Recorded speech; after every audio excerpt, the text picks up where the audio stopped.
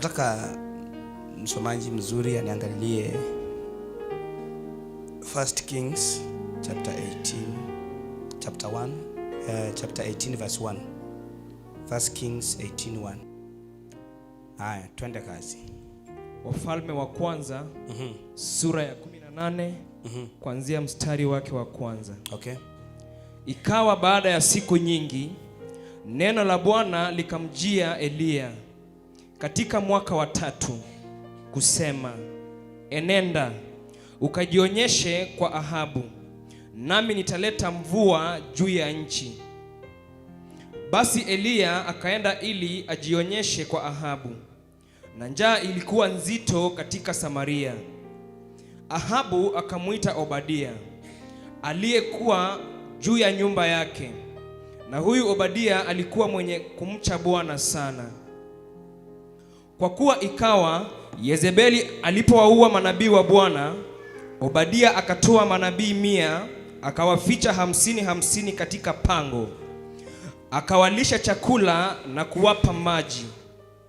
Ahabu akamwambia Obadia, pita katikati ya nchi kwenye chemichemi zote za maji na vijito vyote, labda tutapata majani, tuwahifadhi hai farasi na nyumbu, tusipate hasara ya hao wanyama wote.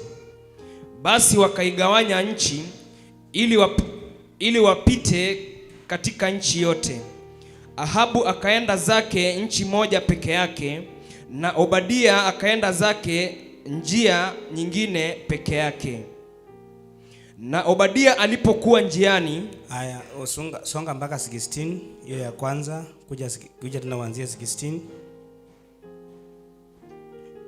Anzia 14 ya mstari wa 14. Nawe sasa wasema, enenda umwambie bwana wako, tazama, Eliya yupo, basi ataniua. Eliya akasema, kama Bwana wa majeshi aishivyo, ambaye ninasimama mbele zake, hakika nitajionyesha kwake leo. Basi Obadia akaenda zake amwone Ahabu, akamwambia, naye Ahabu akaenda kumlaki Eliya. Ikawa Ahabu alipomwona Eliya, Ahabu akamwambia, je, ni wewe, ewe mtaabishaji wa Israeli? Naye akajibu, si mimi niliyewataabisha Israeli, bali ni wewe na nyumba ya baba yako, kwa kuwa mumeziacha amri za Bwana, nawe umewafuata Maabali. Basi sasa upeleke watu, unikusanyie jamii ya Israeli katika mlima wa Kameli, na wale manabii wa Baali 450, na wale manabii wa Ashera 400, walao chakula mezani pa Yezebeli. Basi Ahabu akapeleka watu kwa wana wa Israeli wote, akawakusanya manabii pamoja katika mlima wa Kameli. Naye Eliya akawakaribia watu wote, akanena, mtasitasita katikati ya mawazo mawili hata lini? Bwana akiwa ndiye Mungu, mfuateni; bali ikawa Baali ni mungu, haya, mfuateni yeye. Wale watu hawakumjibu neno. Ndipo Eliya akawaambia watu, mimi nimesalia mimi peke yangu, nabii wa Bwana, lakini manabii wa Baali ni watu 450. Kwa hiyo na watutolee ng'ombe wawili, wao wajichagulie ng'ombe mmoja, wakamkate na kumweka juu ya kuni, wasitie moto chini, nami nitamtengeneza huyo ng'ombe wa pili na kumweka juu ya kuni, wala sitatia moto chini. Nanyi ombeni kwa jina la Mungu wenu, nami nitaomba kwa jina la Bwana, na Mungu yule ajibuye kwa moto, na awe ndiye Mungu. Watu wote wakajibu wakasema, maneno haya ni mazuri. Eliya akawaambia manabii wa Baali, jichagulieni ng'ombe mmoja, mkamtengeneze kwanza, maana ninyi ndiyo wengi.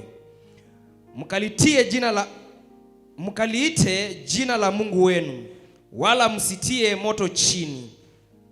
Wakamtoa yule ng'ombe waliyepewa, wakamtengeneza, wakaliita jina la Baali tangu asubuhi hadi adhuhuri, wakisema, Baali, utusikie. Lakini hapakuwa na sauti wala aliyejibu. Nao wakarukaruka juu ya madhabahu walioifanya.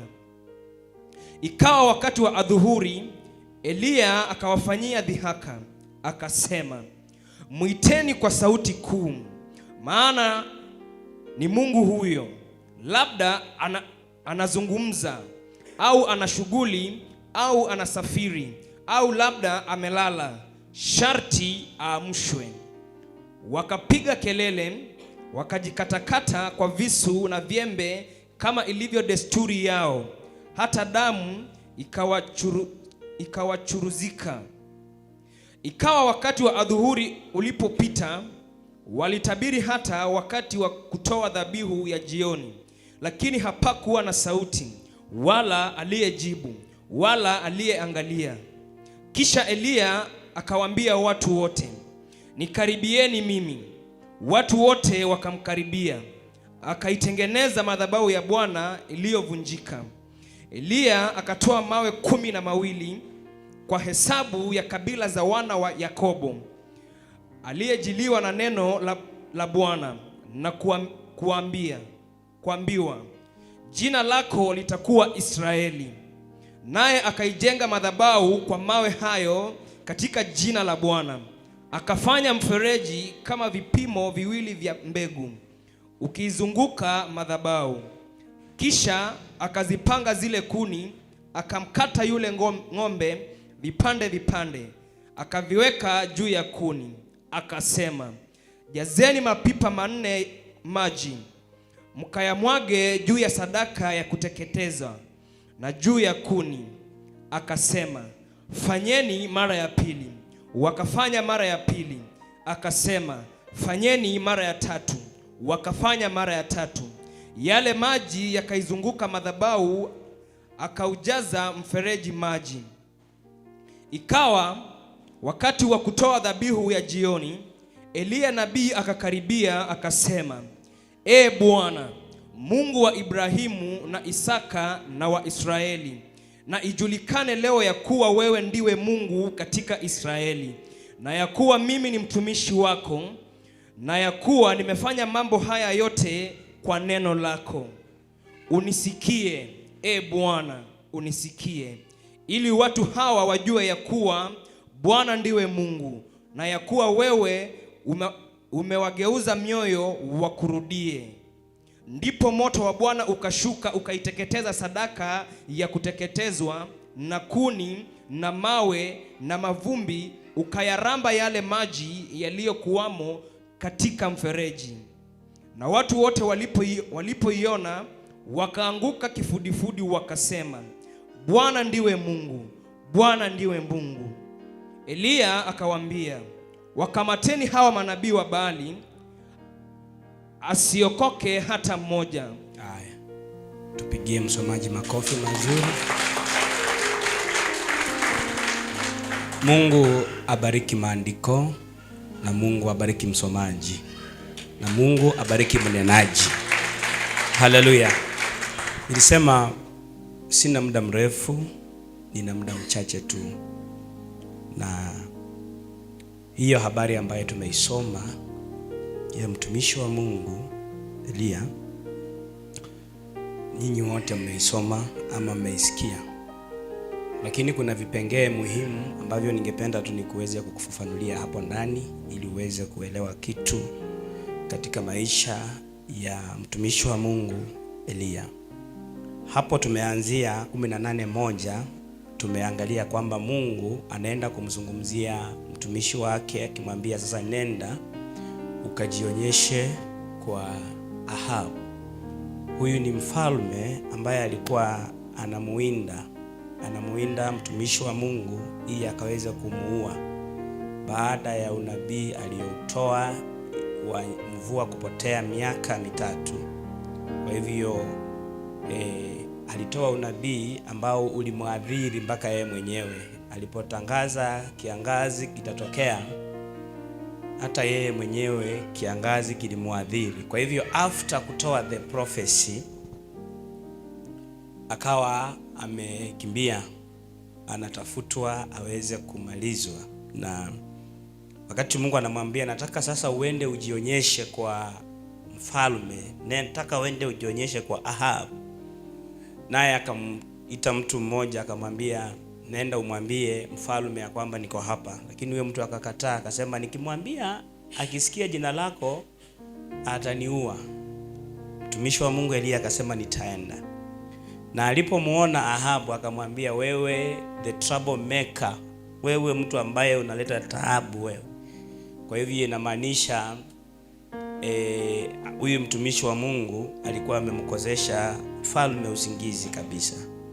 Ila hali mtumishi wa Mungu naye alikuwa amekosa usingizi kwa sababu ya mfalme, kwa sababu ya uoga aliokuwa nao, ametoroka na ameenda. Lakini Mungu amemrudisha sasa. Sasa anapomrudisha, wanapatana na anawaambia watu, waiteni watu. Nawaambia, iteni watu wengi wakuje washuhudie, maana kuna jambo linaenda kutokea sasa hivi. Kwa hivyo wakaita watu, na walipoita watu wengi wakaita pia manabii wa Baal. Mfalme alikuwa na manabii wake ambao ni waganga wakati huo, ambao walikuwa wanaomba miungu yao. Kina Ashera walikuwa na miungu yao na ilikuwa na majina yao. Na walipokuwa amewaita waje sasa, kwa sababu watu walikuwa wameanza kuamini sana the false prophets of Baal, waganga wa Baali. So mtumishi wa Mungu naye anataka sasa watu wamrudie Mungu, lakini watumishi wa Mungu wamepigwa na wametoroka na wamejificha wote. Ni nani atajitokeza aweze kusimama na aweze mbadilishe hiyo kamera tafadhali, ananichezesha vibaya sana kwa hiyo screen na watu wananitazama. Somebody else to take that camera immediately. Kwa hivyo watu wakaitwa, wakaambiwa, kujeni muweze kuona kuna mtumishi wa Mungu anaitwa Elijah ambaye anataka kuwaonyesha kitu. Na wakaita the 450 prophets, wakaitwa wote, kujeni hapa. Na anapowaita, Mungu amemwambia kwamba nenda na uweze kufanya hii, kwa sababu unaenda kuleta mvua, unaenda kufanya hii, unaenda kufanya hii.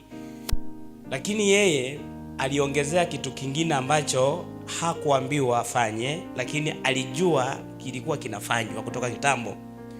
Kwa hivyo understand ya kwamba kuna kitu ambacho kina authorize vitu vikitokea. Kuna kitu ambacho kikiwepo kina authorize vitu vinatokea.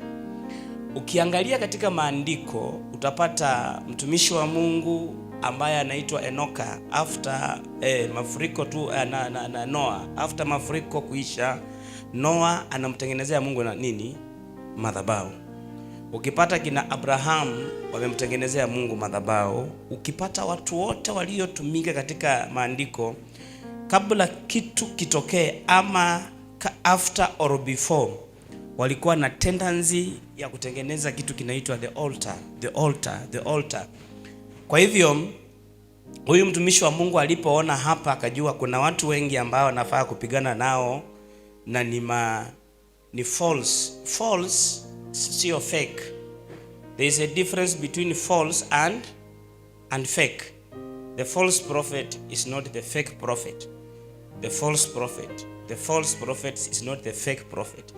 The false prophet ni ambaye anatumia sources, anafanya vitu vinatokea kabisa, lakini nguvu anazozitumia ni za kishetani. Huyo tunamuita the false.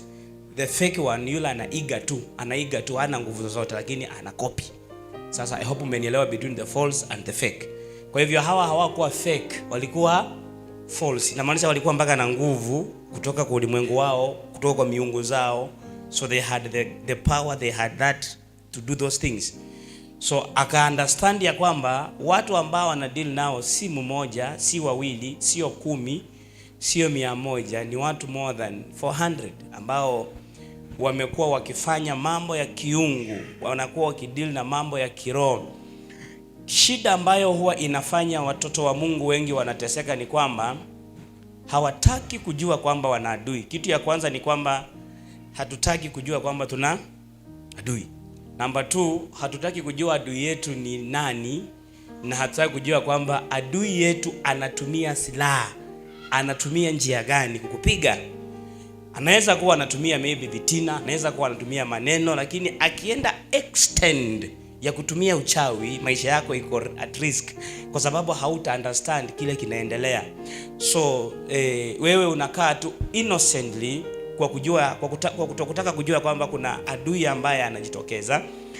Lakini kulingana vile nimesoma Biblia kutoka mwanzo na nikafika mpaka mwisho kwa Ufunuo, nikarealize ya kwamba kila mtu ambaye alisimama katika maandiko, manabii, watu wote waliokuweko pale walikuwa na maadui ambao alikuwa akijitokeza, lazima kunatokea adui. Nikitoka kwa maandiko na I love watching movies, especially the adventure movies and inspirational ones and hizi za technology, hizi na hizi za powers. Napenda sana hizo movies, and every time I'm watching a movie I realize that kunapokuwa actor ambaye anatokea kufanya mambo mazuri, kunatokeanga kimtu kibaya ambacho lazima kikuje kupiga huyu ama kitake kumuua. So huyo actor lazima akufangi. Most actors in movies, they don't die, but they will fight, and you will see that these people are struggling and they are dealing with a stronger enemy. Na sometimes in movies watakuonyesha how the enemy is, mpaka anavunja chuma, alafu anakuonyesha nao mtu wako mpaka unaanza kumhurumia, unasema guy ataweza kumuua. Now every area in every life you realize that kukitokea mtu mzuri kunatokea the villain, kunatokea mtu mbaya ambaye lazima anaitwa adui.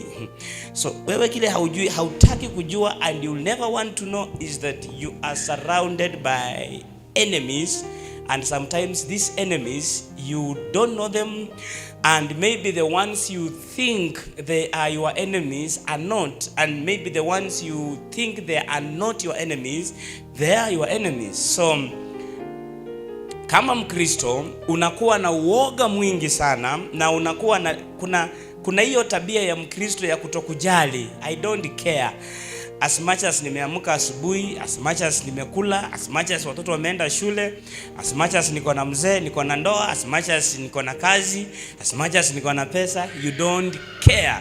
Lakini wakati mambo yanaenda vizuri, can I tell you something? When things are going right, wakati you realize in your life you are making good money, you are making progress, una realize marriage is okay, you realize everything is doing right, that is the moment you have to pray. Because our enemies, they work more when we are doing good in life, and they work less when we are struggling in life. Wanakutafutanga sana wakati unafanya vizuri.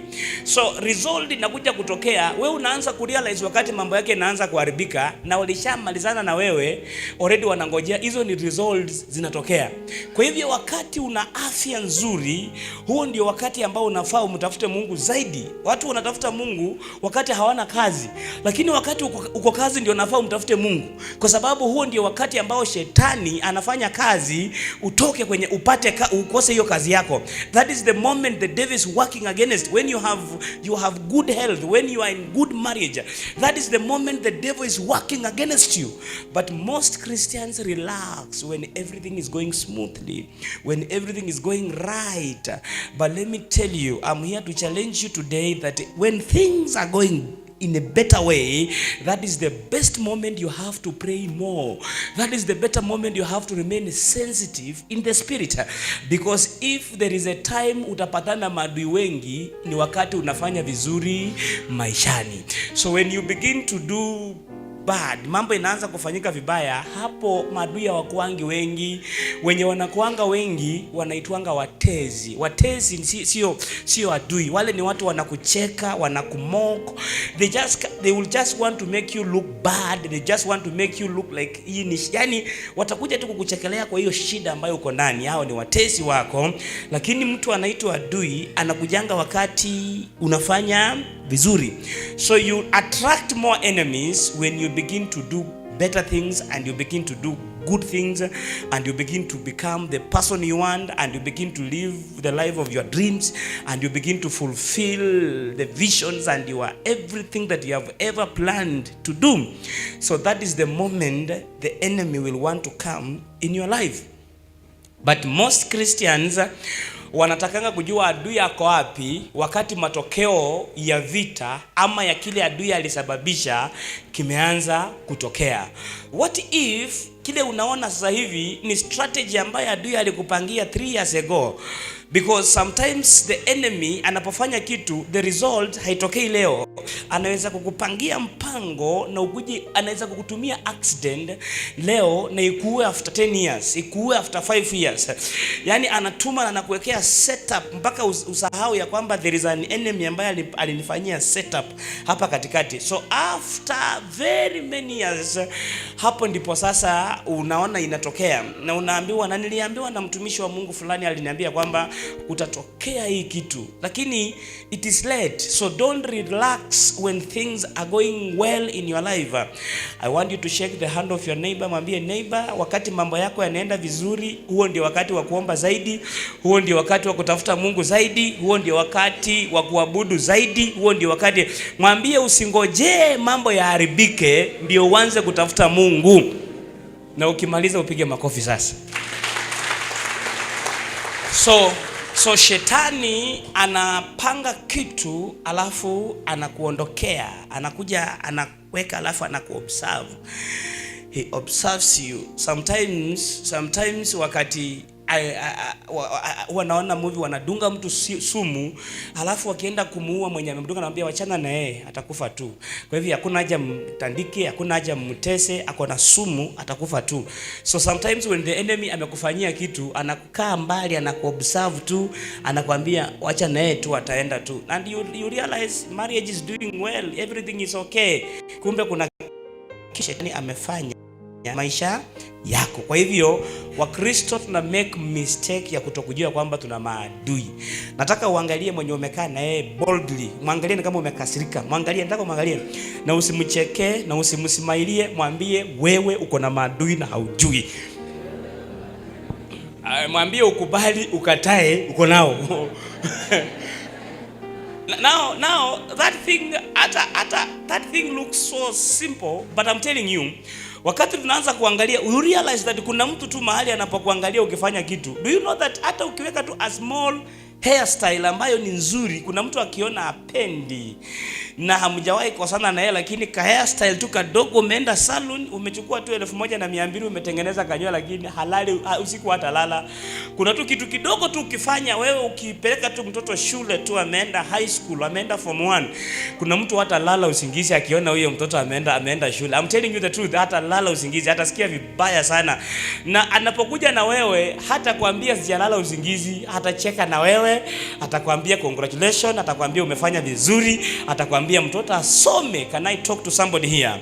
Sometimes when you go to visit your parents at home, unaenda kutembelea watu wako, alafu wanakuangalia, alafu wanaona uko vizuri, wanaona unaendelea, maisha yako iko sawa, uko kazi. Wengine watacheka tu, waseme mtoto wa fulani mzuri nini, lakini wakienda kulala usiku inawauma, inawapatia pressure, inawapatia stress. Kwa nini huyu anafanya vizuri? Kwa nini huyu anasoma? Mbona ameenda hii shule kubwa? Mbona ameenda hii? Mbona amepita? Mbona amefanya hii? So number 1, you have to understand that you have enemies. Uwe unajua ama haujui, you have enemies. No matter how powerful you are, even hata kama wewe ni president, uko na maadui. I'm telling you the truth. That is why the president anachungwa, mpaka kunawekwa mtu nyuma yake anasimama, mpaka akienda mkutano wanatuma watu wanatulia hapo, kunaweka makachero wako hapo, ma CIDs. President akienda mahali kunatumwa watu 1 week before. Unajua ni kwa nini? Kwa sababu wanajua president ako na maadui, so they are protecting the president from the enemies. Na mbona wewe ukai hivyo? Kama president akienda mahali wanatuma watu wanaenda kuangalia, wapelelezi wanaenda kuchunga. Akiwa kwa speech katikati ya umati, kuna akosekani watu wale wa president. Kuna tu watu wako hapa katikati, wengine wamevaa raya, wengine wamevaa suti, wengine wamevaa kijeshi, wengine wana bunduki, wengine wana nini. Hawa watu wote wanatunza, wanalinda president, si kwa sababu ni president, lakini wanajua huyu ako na maadui, na wakimpatia chance kidogo hivi anaweza malizwa, anaweza angamiza. Watumishi wa Mungu wengi wamefunga makanisa na wakaenda kulima mashamba, wakaacha kazi ya Mungu ambaye aliwapatia, kwa sababu waliignore hii na kuambia kwamba kuna maadui, na wakaona kila mtu kwamba huyu is a normal member, ni mshirika mzuri, ananipenda mimi. I'm telling you, nitakushuku, ndio nikuamini, nitakushuku 100%, because kuna kitu moja anajua kwamba niko na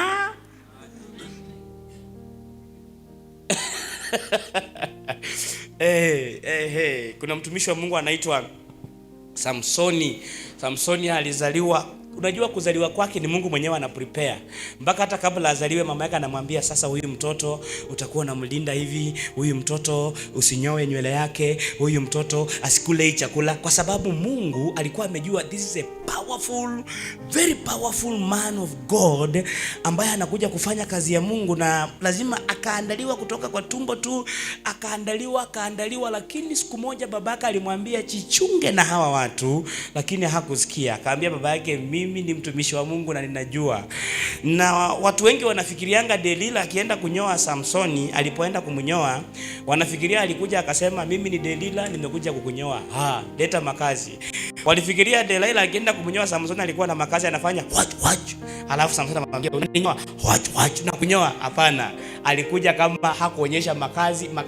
Ilitokea the scissors, ilitokea masaa anafanya nini, ananyoa. Hiyo Samsoni makazi haikuwa yao. There's no place makazi ilionekana. Wewe ilionekana anywhere. Ilionekana masaa ya kunyolewa. Ambia jirani yako, adui akitaka kunyoa hata kuonyesha wembe, hata kuonyesha makazi, ataitoa masaa ya kukunyoa. Delilah is a good girl, very beautiful. Kalikuwa tu kamtu kazuri, kana msupport, kalikuwa tu mbele yake, kana muonyesha kako na yeye. Ndio mtu afunguke, akwambie siri zake, inamaanisha huyu umshamuonyesha ya kwamba you can trust, huyu mtu anaweza kukutrust. You have already won the trust of that person. So what I'm just trying to tell is that if you want to start a business, you are doing anything you are doing, I'm not just threatening you kuogopa kila mtu, but I'm just telling you to be careful and to be spiritually alert, to be spiritually sensitive, because the enemy anaweza tokea any corner, any place and anywhere. Hallelujah. Bwana Yesu asifiwe sana. Nani amewahi kuwa na rafiki ambaye huyo rafiki sasa hivi ni adui yake? Nikiwemo mimi, wacha niinue mkono. Nani amewahi kuwa na rafiki lakini sasa hivi huyo rafiki yake ni adui? Nyinyi wote. Haya, nani ako na rafiki sasa hivi? Mimi niko na marafiki. Kuna marafiki? Kwa hivyo nikikwambia kwamba huyo rafiki ni adui mtarajiwa, utaniamini? Huyo rafiki yako sasa hivi ni adui yako mtarajiwa. Hautaniamini. What am I trying to tell you? Be careful, because haujui adui anaweza tokea wapi. Akamwambia mfalme walete hao manabii, na akakuwa careful sana, akajua kutoka kitambo watu walijua wakitengeneza madhabahu kunatokea matokeo. Kwa hivyo akajua ya kwamba ili kupigana vita vya kiroho, ili kung'ang'ana, ili kusimamisha kitu kionekana katika ulimwengu na kikuji physically, lazima kuwe na madhabahu. Wacha nikwambie, the reason why watu kuja kanisani kuomba, nilisikia mwingine akasema anaweza jiombea tu kwa nyumba, mwingine akasema anaweza jiombea tu peke yake. Ni vizuri kujiombea peke yako, ni vizuri sana, lakini sijui ni kwa nini mpaka Yesu anasema ya kwamba mtu akiwemo mgonjwa aende mpaka kwa mafuta na wazee. We talk about wazee, ni wachungaji wa kanisa. We used to call them wazee, ambao ni wachungaji. So you realize that in a place where there is an altar like this one, this is a place of authorization. Mbona siku moja usikuje tuamke tuseme sasa si huko pia kumeinuka kama madhabahu, tukae huko tuangalie huko? It will never happen. Hapa ndipo mahali pametengwa, hapa ndipo mahali pametakazwa, hapa ndipo mahali pametengenezwa na pakafanywa pakawa ni madhabahu. Kwa hivyo madhabahu ni mahali ambapo vitu vinakuwa transferred kutoka ulimwengu wa kiroho vinakuja ulimwengu wa kawaida, na vinatoka ulimwengu wa kawaida bado vinarudi ulimwengu wa kiroho. Sijui kama nimekusaidia ama sijakusaidia. Madhabahu ni mahali ambapo vitu vinafanywa vinaonekana.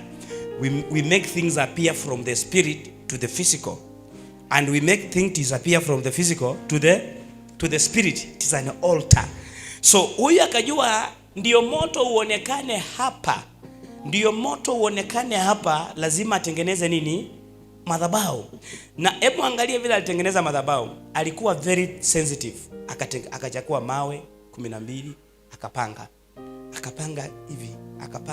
hivi, na alikuwa anapanga anaipea jina, kwa sababu andike nasema alipanga kulingana na kabila la Israel. Kwa hivyo anapanga hii anasema Benjamin, anapanga hii anasema hii, anapanga akienda mpaka akaenda panga akamaliza. Alipomaliza akaweka mfereji katikati yake, shimo kubwa akaichimba hivi katikati yake, alafu akakata ng'ombe vipande viwili akamweka hapo, alafu akapanga kuni. Design ambayo alipanga kuni bado ni altar ambayo alikuwa anatengeneza. Kisha akawaambia watu sasa mwageni maji hapa. Kulingana na wao walikuwa wanaona maji inakuja kufanya moto isiwake, lakini kulingana na huyu it is a requirement where on the altar water is a requirement. So anajua hawa wanaona ni kama wanazima kabisa kuni, lakini yeye anajua anataka maji. So akatengeneza madhabahu vizuri akapanga. Nakumbuka aliwapatia enough time manabii wa Baal wote, akawaambia nyinyi ndawapatia muda ya kutosha, muombe, tuchinje ng'ombe, mimi nichinje wangu, lakini tuite moto kutoka wewe Mungu moto, mimi Mungu wangu alete moto. Wao walichinja tu ng'ombe, wakakuni, wakaanza kujikatakata, wakaanza kufanya vituko zao wakingojea moto. Lakini huyu ambaye anaelewa mambo ya kiroho alitengeneza madhabahu, na hakukaa muda mrefu, akaomba tu akaambia Mungu mambo mawili matatu, kisha moto ukashuka. Maandiko yanasema ulilamba. Unajua kulamba wewe? Umeweka asali alafu kalamba hivi, yote inaisha kwa ukilamba. Yaani huo moto ulikuja ukalamba, inamaanisha ilikuja ikatoa mpaka the stones ambazo zilikuwa hapo. Moto, can you imagine? Jiwa haiwezi chomeka bwana, lakini moto ulikuja ukachoma mpaka stones ikakuwa ashes, yote ikachoma, kuni ikachoma, ilikuja ikalamba. Moto ilikuja kuchoma, ilikuja kulamba, ikalamba kila kitu, kwa sababu alikuwa able ku understand a requirement katika ulimwengu wa kiroho. So narudi kwako nikufunze kitu hapa. Wakati unataka kufanya kitu katika maisha yako kama Mkristo, kuna requirements, kuna vitu ambavyo nataka ujifundishe kuvifanya, kuna vitu ambavyo nataka ujifundishe ya kwamba haviwezi fanyika bila hizo. Like when it comes to an altar, kama hauna madhabahu mahali pako unaombea kwa nyumba, make sure this one becomes your altar in a way that you have a personal relationship with the altar. The altar knows you. Wakati altar inaanza kukujua, the altar will begin to fight for you. The altar will begin to fight for you. So wakati unaambia mtu dynamic ni madhabahu yangu, wewe unaelewa kile unasema, lakini yeye atafikia unasema ni kanisa langu. So wakati anakupiga, kabla mapigo ikufikie, it has to go through where? The altar ndio ikuje. Hiyo ndio ina authorize. Kabla wa kutumia magonjwa ikupate, it has to go through the altar. Kabla wa kupangia vitu vibaya vile wanakupangia, it has to go through the altar. I don't want to teach more about the altar, but what I'm just trying to say is that wakati unakuwa na maadui, Lazima ukuwe very sensitive, ukuwe na njia ya kupigana nao. Usipigane njia yao, kwa sababu wao pia wana madhabahu zao. Wao wamejenga. Wewe kitu ujuangi ni kwamba hawa watu wana vitu zao, wana madhabahu yao. Wewe haujui. Wewe haujui hata kidogo. Haujui hata kidogo. You don't know. You don't know. You don't know. You don't know. You have never been to these houses. You have never been to these houses. You go to these houses, you'll be surprised. The reason why you are suffering is because you lack the spiritual backup in your life. You don't have the understanding ya mambo spirituality. So hivi vita ambavyo utavipigia unapotoka hapa leo, kesho kutwa, sitaki upigane kama mtu wa kawaida. Pigana kama mtu wa rohoni, pigana kama mtu wa madhabahu. Uwe na uwezo katika ulimwengu wa kiroho in a way that unaweza kusema kitu ukijua backup yako iko mahali. Unajua kusema kitu bila backup ni mbaya sana. Mwimbaji akikuja hapa tumpe microphone na weke wimbo na akose backup, hata ikai poa, si ni kweli? But when you have a backup, I'm telling you, that is when now you pray simple prayer and you see results. Wangapi wanataka waone results wakiona makeo ya maombi yao? You have to be men of altars. Men of altars are men of power. Men of altars are extraordinary people. Wewe mwanafunzi, be a student of an altar. Wanafunzi wako hapa wote nione mikono juu. University nini? I was just able to go to high school. Si kusonga sana, lakini what I know is that in my high school I had a specific place I was praying from, and I made that place to be my altar. Nilikuwa naifanya na kuwa altar. To an extent of I began to see a lot of things. Nilienda nikatafuta tu uwanja tu huko. So nilikuwa nasema ikifika masaa yangu ya break ama masaa ya kutulia, naenda tu hapo natulia. I was praying from that place. And I was monitoring, kwa sababu wakati wa games time wanafunzi wanatoka wanaenda kwa uwanja, wanakaa, wengine wanakaa wanapiga story. I wanted to know if somebody will go and sit in that place. Mpaka form 1 mpaka nimalize, no one was able to sit in that. Since I said this is where I'll be praying from, hakuna mtu aliwahi kaa hapo mpaka nikatoka. Nilikuwa napigia na magoti yangu, naombea tu hapo. Kuna kuja wanafunzi wanasema, sasa huyu amekuja hata kushinda kwa darasa. Huyu sasa umshindi. Huyu sio ametoka shule gani? Kuna kuja, mimi nacheka tu kwa sababu najua backup yangu ni altar. Nikirudi hapa kwa altar, nikikuja mtihani, I used to be the first person ku collect mtihani, kupeana. Always the first person kumaliza. Yaani ukinipea hivi, mimi namaliza haraka napeana. Naambia nimemaliza. Uwezi niweza kwa sababu my backup nilikuwa nikisoma, and I was also, because kuna vitu nilikuwa naanza kwa mtihani mpaka nashindwa na hii nilijulia wapi juu sijawahi soma. Lakini according to how I'm explaining, ni kama mimi ndio nimeset hiyo mtihani. Even teachers used to ask me, how did you know this? And you hapo unajua sijafika hapo. Nimetaka tu kuona mwanafunzi mwenye ako mbele, nikasema mimi nimesoma. But inside my heart nilijua I'm a man of altars. I know you cannot fight me. Mtu mwenye ako na madhabahu huwezi pigana na yeye. Mama mwenye ako na madhabahu huwezi pigana na yeye. Wamama, habari zenu? Bwana Yesu asifiwe wamama. Umewahi jiuliza kwa nini ukiwa umekaa hivi unaweza kaa na mzee wako miaka 20 na achukuliwe na siku moja? Umewahi jiuliza? Kwa sababu hauna altar. Mwenye alimchukua pengine aliambiwa, unaona hii, tengeneza hivi. Akaenda akatengeneza kimadha kia kishetani huko, akaweka hapo. Wewe unapiganga tu kelele yenye haina mbele, haina nyuma, kelele tu. Na kaslay queen mahali kanavaa, kanajiweka makeup, lakini kuna mahali kanaenda kwa babu. Akifika kwa babu anaenda, babu si babu spiritual father wangu, babu mganga. Anasema babu wale wanaitanga, unajua babu kisa hiyo basi wanaenda kwa babu kwa mganga. Kanafika kwa mganga, anaambiwa sasa kuna mwingine aliambiwa, nilikuwa namuombea, akaniambia amekuwa akivunja ndoa za watu sana. Na nikamwambia sasa nakuombea leo usivunje. Nikamwambia sasa tuombe. Tukaomba. Akaniambia yeye aliambiwa na mganga enda anunue bra. Unajua bra? Akanunue hiyo, na aende ampelekee, akae naye siku 7, sijui aifanyie nini, alafu amrudishie. Sasa akivaa tu hivi, hata kama wamekosana, hata akikosana na huyo mzee, wakikosana tu hivi kidogo, anavaa bra, huyo mzee anapiga simu mara hiyo hiyo, ana apologize. Akasema bora nivae. Na nikamuuliza umekaa na yeye bra nayo miaka ngapi? Akaniambia hii nimekaa nayo miaka 7. Na nikitaka mtu mwingine naitumia tu kufanya hivi na hivi na hivi na hivi, kwisha.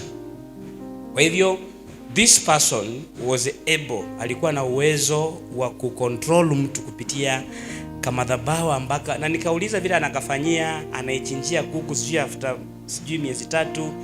Yaani kuna vile anaifanyia. Na wewe uko tu hapa, the biggest you can do ni kungojea mzee kwa mlango saa 4 umwambie umetoka wapi. Hii ndio masaa. You think unafikiri unaokoa ndoa? Do you think you are saving your marriage? Ama kupanda juu ya kapa tuone ana chat na nani kwa simu? If ladies uangukie simu ya mzee wako mkono hivi, where do you go? Messages, WhatsApp, Messenger, direct. Hata we kiroho mwenye ameokoa kama huyu mama yetu, akishikanga hii yango najua unaendanga hapa sana sana, si ndio? Kwanza apite kwa messages, WhatsApp kidogo, apite kidogo hapo, alafu sasa anaona hakuna kitu ananirudishia. Ananirudishia. Na wewe je? Wakaendanga hapo. Wanafuruga. Lakini dawa sio hiyo. I want you to fight your battles from the spiritual point of view. Raise an altar, you will win the battles. I'm telling you, chunga sasa. Chunga uone kama utaweza. Chunga. Uona atakuchorea password kwa hiyo simu mpaka utaifungua pattern.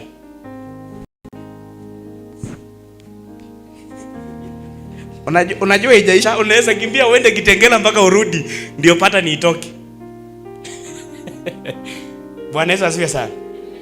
Ask your neighbor, mpenzi wako ama mke wako anaweza mpatia simu yako comfortably akae nayo muda gani?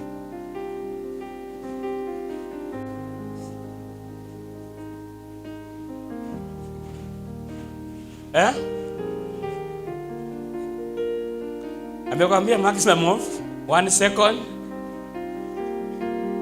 1 minute and 2 seconds. Isipite hapo. Sasa nakupatia dawa, si kuchunga. Dawa ni the altars. When you can make this place to, especially wale mko kwa kama single room, maybe double, unaweza shinda kuweka place. Altar ni kitu rahisi, tunaweka mahali naomba yanga hapo. Hiyo ndio madhabahu yako. So just have a special place and you say hapa ndio altar. Haina vitu mingi, ni hivyo tu. Say tu hapa nitakuwa naombea hapa. Hiyo. So wala hawezi, you can make this to be your altar. If you make this to be your altar, inamaanisha hawezi kuja kuomba Sunday peke yake kama watu wengine. Unafaa unatenga at least siku moja, ama kipita kidogo unapitia kwa altar unaomba. Now the altar begins to know you. Now it will begin to fight now for you. It will begin. Even ndivyo utashinda vita. Bure ukijaribu kufanya namna gani, hata ufanye nini, hautaweza vita hivyo. Vita vingi ambavyo tunafikiria ni physical ni spiritual. Kuna vita ambavyo watu ufikiria ni physical but ni spiritual. Rudia tena. Vita vingi ambavyo watu ufikiria ni physical ni nini? Very spiritual. Sasa nimekwambia unaweza kuwa unaona mtu akona kidonda hapa. Wewe unakwamia kuombea hapa na kukemea hapa. Kumbe mapepo yanayosababisha kidonda hapa yamekaa wapi? So if you are not sensitive, ukienda kwa hospitali utafanywa nini? Mpaka madaktari wanajuanga, wanakutibu, wanakwambia hii tafuta tu uende uombewe. Hii nayo juu hata wewe umeenda kwa daktari mpaka kumchosha, mpaka kwambia si uende uombewe. Akwambia si uende tu uende uombewe. Life is very spiritual. So kuna vitu ambavyo lazima uko unaangalia. Unajua hivi, unajua hivi, unajua hivi. Mtoto ambaye haujampatia altar na backup ya masomo, utachapa tu, akatasoma. Lazima ukapatie backup ya altar ya masomo. Na ukitaka kujua masomo, hebu angalia in some families, utapata mtoto wa kwanza alipopita mtihani wanapita tu wote. Hata ukiwa na watoto 10, wa kwanza aanguke, wa pili aanguke, wa tatu aanguke, wa nne, wakifika na sasa wa nne akianguka, akipita kuanzia huyo wa 6 utapata ameanza kupata, utaona ameanza kukua. Mmoja tu akiweka record hivi kunaanza kuwa sawa. You realize ya kwamba unapata hii boma ni ya walimu, unapata almost everybody amekuwa mwalimu hapo. Hii ni ya madaktari, karibu kila mtu ni daktari hapo hivi. Altar has power, it can control you vizuri sana. So usipokuwa careful, uangalie na madhabahu ambayo huko kwetu inaongoza kwetu inakaaje. Usipoangalia madhabahu hii inakaaje, hautaenda. Haiwezi kukuruhusu uinuke. That is why unaona in most families wale watu ambao wao wanainuka na wanaanza kutokea kama ndio watakuwa savior, wanaanza kupata pesa. So unaanga wanakufanga wengi. Umejiuliza kwa nini mtu mwenye amekuja wanasema huyu ndiye ataokoa hii familia sasa anakufa mapema kuliko hata watu wengine wote? Because the altar ya hapa iruhusu utajirike, itakutoa. Unaweza ishi miaka mingi bora tu usikuwe na pesa. Hiyo ndio madhabahu ya huko sasa. Inakubali tu hivyo. As much as utakuwa hauna pesa utaishi miaka mingi. Ukijaribu tu kupata pesa kidogo hivi, aidha itakupiga ama ghafla tu watu wa kwenu wote watakuchukia. That is a sign ya kwamba umeanza kuishi against now their altar. Watakuchukia wote.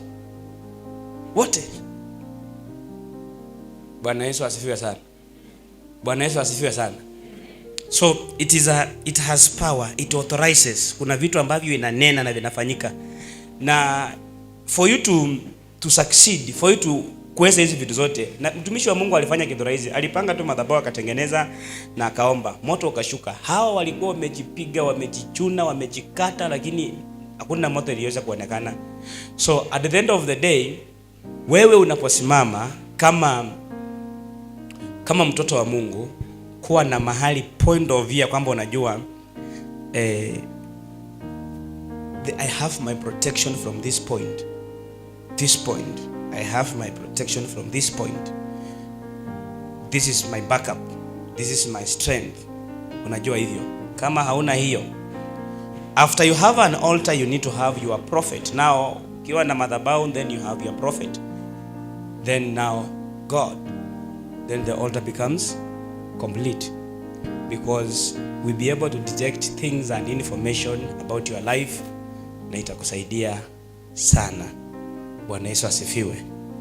Na hilo ndio neno la leo.